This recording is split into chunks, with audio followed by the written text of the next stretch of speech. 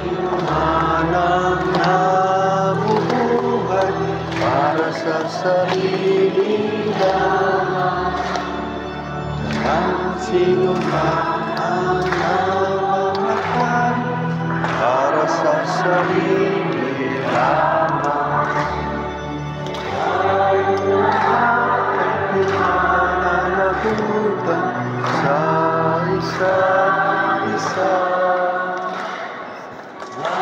Ang lahat ay inimundo. Nag-drown out po dito sa Bungabon, simbahan sa Bungabon.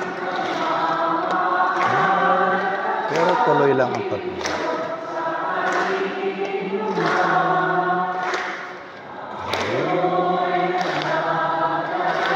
Ang balita